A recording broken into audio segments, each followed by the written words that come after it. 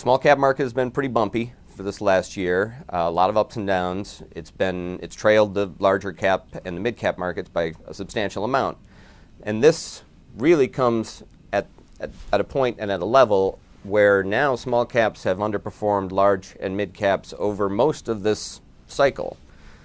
So we think that a lot of the pain that has come to small caps is focused on the fact that they have been investing more than large cap companies for growth, where the market now is believing that that investment is not going to earn an acceptable return, and it is causing them to sell off.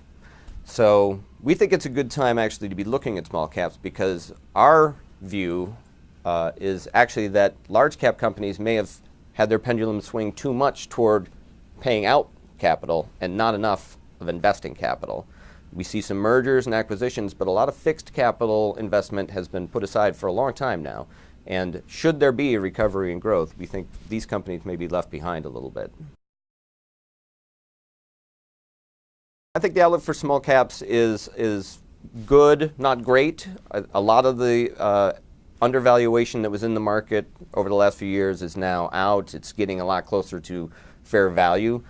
I think small caps relative to large cap and mid caps are more interesting now. I think they're a better buy, but it's still going to be a fairly rough growth environment for everybody in the economy. China could take a further header, and that's going to reduce demand for a lot of American companies' goods.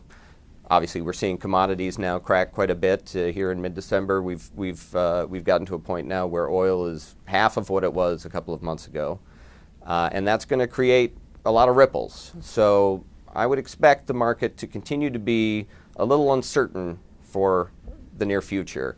But over time, I think we still are at the beginning of an economic cycle. A very, very slow, nascent recovery that at some point will pick up some steam. We'll get Europe back on track a little bit. We'll get the United States growing at a healthier rate, and it will have been a good time to invest over the long term.